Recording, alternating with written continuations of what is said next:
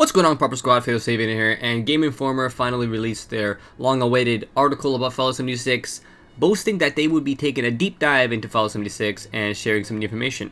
Now, did they share some new information? Yes, they did. But not as much as we thought, but there's definitely new information here nonetheless. Now, due to copyright, I'm not going to show the contents of the article. I'll just show the screenshots from the article, but not the article itself. If you want to read the article, link in the description for it. But I'm going to read the summary that Reddit user Cartan343 wrote out on Reddit, and just have the images from the article in the background. So if you guys want to follow along, go ahead and read it in the description. So we learned that the Overseer left the vault way before anyone else, and the main quest is longer than any other game in the Fallout series because it takes you across the entire map, and at the end, the player is expected to be a really high level. The quest finale has you launching your first nuclear bomb. After that, you can search for more access codes for other nuclear silos, but the main goal is to launch your first nuclear bomb to close off these cracks in the ground that are making these scorch beasts come out. So pretty much your main goal is to stop the scorch beasts from coming out from underground, you know what I mean? So you want to nuke these big cracks and holes that the scorch beasts are coming out of, and that's the main story. Similarly to Skyrim, some quests are immediately given to the player when they approach a new location or point of interest. For example, if you come across a mine, the quest might pop up telling you to explore that mine. The goal is to have the player full of tasks as soon as possible. Again, this design is pretty much similar to the approach Bethesda took with Skyrim. So that means most times when we discover a new location, there's going to be a quest pretty much telling us to discover it, forcing the players to sort of discover everything we find and not just brush it off. Point number 3. The map is divided into 6 regions, which we know of, but even the regions are divided into level zones. The Cranberry Bogs offer the most difficult areas in the game. Aside from the radiation-generated zones that the player creates using nuclear warfare, the game does scale with the player that enters a zone, but it's in favor of the world, not the player. What that means is that if a level 40 player enters a zone, the world will be around level 40 to 60. However, the game does have some levers in place for solo players to succeed as well. So pretty much what that's saying, if you're in a group of friends of 4 and your friend is level 30 but everyone else is level 20, when you enter an area, that area is going to be tailored to the level 30. Because it wants to make sure that the guy that's the highest level in the group is not getting an easy run through, you know what I mean? So it's going to make it harder for you as the lower level, but at least you have that challenge. And then it's also saying that if you're playing solo and you're not with the group and you enter an area, it's going to tailor to your level, so that's good. There is no dialogue in the game, obviously, and your character is voiceless, thank goodness. The NPC robots still speak, and you can still barter with some of them, but there's no real dialogue tree or choices, so that is completely gone. None of that choosing an option, gone. So the next point says that there's side quests as well as world events in which PvP is turned off. These world events are more geared towards groups, and as such, everyone in the server will get them. You can fast travel to them. An example of an event is a mission where you need to escort a group of robots to different locations, and they will make comments on the locations you take them to. If they're live, at the end you get a reward. World events give some of the best loot in the game. So this right here is very similar to what GTA 5 does, or GTA Online I should say. So once in a while you have this free mode event in GTA 5, and everyone can participate in it. Now most times these free mode events are like, be the player to hold the longest wheelie on your bike. So it's similar, so like those are the free mode events GTA 5 offers.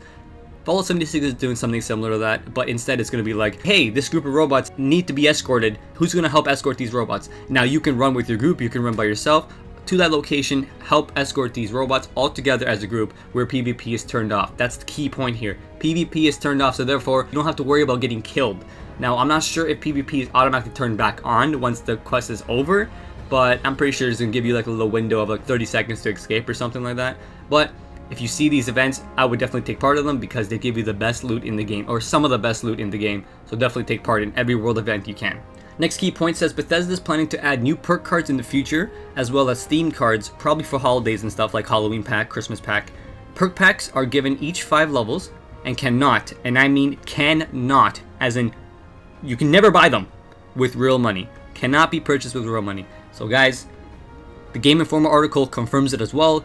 You cannot purchase them with real money, so don't get your panties in a bunch. Next point says the cap is 24 players per game and 4 players per squad. However, Bethesda implied that it's possible that the limit may be raised for special servers sometime down the road. You can fast travel to your teammates. That's really good.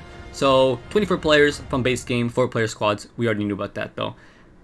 We did not know you can fast travel to your teammates, so that really helps if you're pretty far away from them and you're like, yo man, I found this new area, come help me explore, and you can be like, alright, coming, and you just fast travel to them. Ghost Recon Wildlands, that's the same thing, so I'm very familiar with that. That's really good. Next point says, not all robot NPCs are generic vendors or fillers. There are some actual characters in the game with defined personas, but no details were given. Regardless, they are not the focus of the game. This pretty much is just stating that robot NPCs, some of them do have personality, but they're just there to, you know, sort of maybe give you a quest, but they're not the main focus. The main focus is closing these caves or cracks or whatever in the ground where the scourge beasts come out of. That's the main focus of the game. Next point is you can build harvesters to harvest special resources near your camp, like aluminum deposits. If you're playing in a group, the 4 players can connect their camps together so they can form bigger settlements, but after the player logs out, their segment will be gone with them. There are public settlements that are bigger and offer more resources, but also get raided by battalions of hostile mobs. So, this right here is something that I've been wondering myself. Can you build with your friends? And this is confirming that you can connect your settlement together with your friends. But as soon as your friend leaves, his part of the settlement automatically goes with them, so therefore it'll look like a big gap in your settlement. So I probably wouldn't build with my friends. I probably would just build my own settlement near my friends. Therefore, if it's together and someone leaves, it doesn't look so awkward and weird that there's a big hole, you know what I mean, in the settlement. So I probably just would build near them. Also, talking about settlements, if you take lesser valuable resources from another player's settlement, like fruit or vegetables, you'll get in trouble. Now, I'm not sure what it means by you'll get in trouble. Maybe you'll get like a little bounty. Maybe you'll get a warning. Maybe you automatically become hostile and the other player can kill you quicker, I guess. I don't know. But you can't steal resources from other players' settlements, but only like fruits and vegetables, pretty much. Like if you're hungry, you know what I mean? Next point says, as the map is 4 times the size of Fallout 4, it's less dense with a bigger focus on distance between points of interest. However, it is still more packed with content than any other Bethesda game.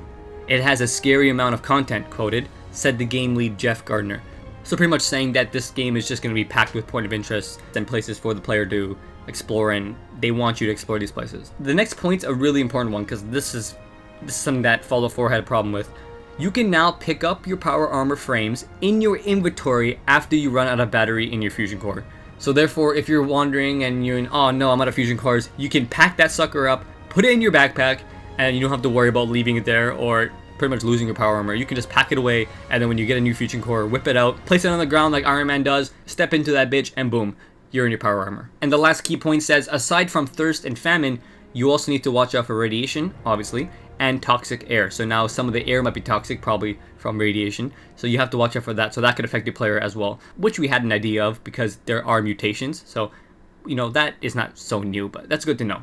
So guys, I hope you enjoyed the summary. Thank you again to Katarn343, so if I said your name wrong, for this wonderful summary. Go ahead and read the article for yourself, link in the description down below. And also guys, thank you for everyone that watched my previous video about Kellogg. And I don't know why a lot of people are mentioning in the comment section down below that it's a scripted event. When I say that in the video, I say it's a scripted event. So stop it. Hey, just leave a note. Love you guys. Peace. I'm going up, up, up, up.